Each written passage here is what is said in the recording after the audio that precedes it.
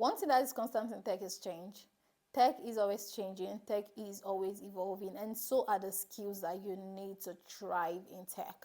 So in this video, I'm going to be sharing with you some core skills that you need to thrive in the current evolution or in the current phase of tech. Now we are in a new phase where it's the phase of artificial intelligence and it's the boom of AI, and there are certain skills that you actually need to try. Some of the skills you need them all through the phases of changes in tech, and some of the skills are new skills that you have to learn, or if you didn't have them before, you need to now build them up to stay relevant. So the first skill is continuous learning and adaptability. So tech is always changing, like I said earlier, it's moving so fast, and for you to stay relevant, you need to be willing to always learn, always willing to change and open-minded. And this is a skill that is actually common to all the phases of tech. As you're going from one phase to the other, if you're not willing to learn, to adapt, to keep growing, you are going to be phased out and you're going to become irrelevant. So continuous learning and adaptability is like one of the core skills that you need to thrive in tech. So the first and the most obvious way how you can continuously learn and adapt to the changes in tech is to take courses. Take courses and learn and practice what you take in the courses. So for example, everyone is now talking about AI, and a lot of people are still in the confusion of what's even this AI thing, and I still see a lot of people, they are not even adapting to that change yet.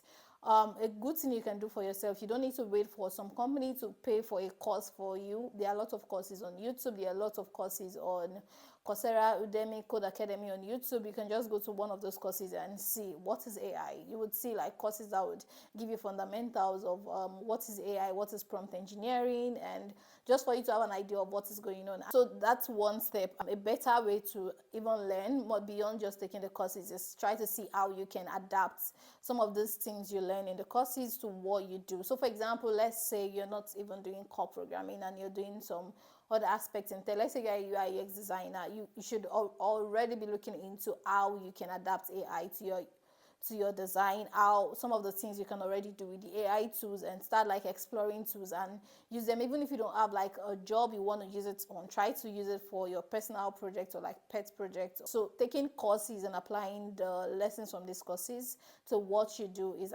one way to continuously learn. Another way you can continuously learn is if you follow tech blogs. So there are a lot of tech blogs that give you updates on what's happening in the tech world. So depending, you can choose a specific area to follow. If you want to follow what's happening in the programming world, you want to see what are the core programming languages you should be learning. You want to see what tool you should be trying to work with in your field. There are a lot of tech blogs out there that you can follow to just stay up to date with the trend. You can also attend conferences. When you attend conferences, you get to know what other companies are doing, you get to know what innovators are doing and how the industry is changing. There are lots of announcements of new technologies, of new trends at most conferences. So choose a conference that you want to go in your field and try to stay up to date. You can't attend all the conferences, but try to attend some key ones, some good ones, where you can get updated on what's happening in the industry. And of course, stay open-minded, be willing to embrace change. The second skill you need to stay relevant is problem-solving skills and critical thinking. So I know AI is here. AI can do a lot of thinking for you. It can do a lot of heavy lifting for you and help you solve some problems. But there's still the human advantage, where humans understand the context, they understand the emotions of the customers, they understand what is actually needed or what's the most suitable for the situation. So these are some decisions that humans can make better. So being able to think critically is still a core skill that you need to thrive in tech. So beyond just writing code or beyond just learning technical skills, and mind you, writing code or learning how to code or program is not the same thing as critical thinking. I mean, I can think through a whole system in my head and I just give the code to some developer or to some programmer to write the code for me. So thinking critically is not the same thing as writing code. So critical thinking is a core skill. So depending on what you do, for software engineers, for example, one way you can build your critical thinking skills is to go to LeetCode, to go to HackerRank and see LeetCode problems. Thinking through on how to solve the problem. And I'm not talking about just writing the code now, because of course AI can generate the code, even the hardest problem on LeetCode, it can generate the answer for you in few seconds. Making yourself go through the thinking process and coming up with a solution and identifying loopholes in the solutions you've come up with you're putting your brain to use, and you're basically building your critical thinking skills. Other ways you can build critical thinking skills is to question things and not just accept things for what they are. I know a lot of us, like, we just read things on the internet and then we just accept it and then we just take it in like that. Always question things like, why is this thing like this, and why it's not this other way. And critics do this a lot. For most people, they are not natural critics, but criticism or criticizing things is something that you can learn. It's a skill that you can build over time, and this would help your critical thinking, because you're not just criticizing because you want to rubbish your work.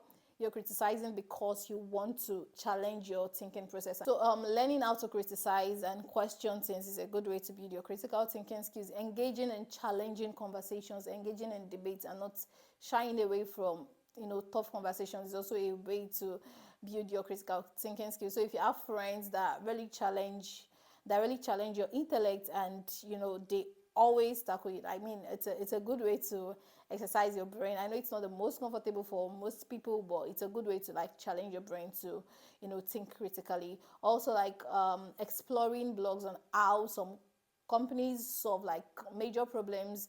I mean, it boils down to being curious. So for example, as a software developer, I might just sit down one day and then I'm wondering, oh my god, a million people are streaming, like millions of people are streaming the same movie on Netflix at the same time all over the world. How on earth are they able to achieve that? Where are they storing all of their videos? And then I'm thinking about all of these things, and then it's spurring me to kind of like search and read blogs to see how they are solving these problems. These are some ways that you can build your critical thinking skills. So if you're not able to think critically and learn how to solve tough problems, thriving in tech is going to be a big challenge for you. And the third thing, which is very, very, very, very important, is effective communication. You see, gone are the days where a person can just come and say, hey, I'm a tech guy, I don't have to talk to anybody, I don't want to talk to anybody, I don't want to communicate to anybody, I just have my black hoodie on and I'm sitting behind the computer and doing my stuff and I'm good. And gone are those days. If you're not an effective communicator, you cannot thrive in tech. So you can have the best of ideas, you can have the best of concepts. If you're not able to communicate it effectively and market yourself and pitch your ideas, or like even collaborate with people by communicating effectively, you are not ready to thrive in tech.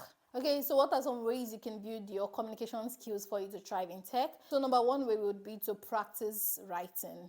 Writing helps you bring your thoughts together and helps you document your ideas. So you're able to put your thoughts together and then communicate it. Another way you can practice communication skills is like practicing effective listening. A lot of us are like terrible, terrible listeners. So practice listening to people. Another way you can build your communication skills to thrive in tech is also like offering to like make presentations at work. I know this one is scary. This one is like something most of us in tech we don't want to do. Like the core technical guys, we don't want to like make presentations. We don't want to be out there. But this is very nice because it helps you. You're able to like over time when you do it, you're able to like stand in front of people and then communicate your idea.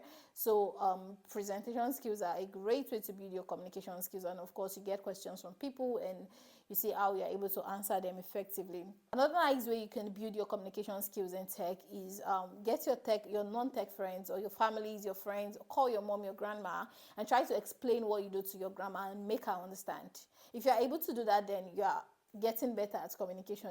If you're able to like explain that technical stuff, let's say you're a cyber security engineer, and then you're able to explain it to your non-technical grandmother and she's able to grasp what you do, then you are getting better at communication, I would say, or you're a good communicator. So learn how to communicate your ideas to non-tech people, because the people that would pay for your solution are most likely people that don't understand all the technical jargons that you're trying to say. So another skill that you need to thrive in tech is emotional intelligence. So tech is not just about solving technical problems. It's not just about implementing the best and best of solutions. It's also about working with people. It's about working across, working in cross-functional teams. You would work with project managers. You would work with, analysts. You would work with accountants. You would work with a lot of people across different backgrounds, different fields, different experience. You would work with C-level managers. So you really need to be emotionally intelligent to work in this cross-functional teams. You really need to understand how to resolve conflicts. You need to understand how to give feedback and also take feedback.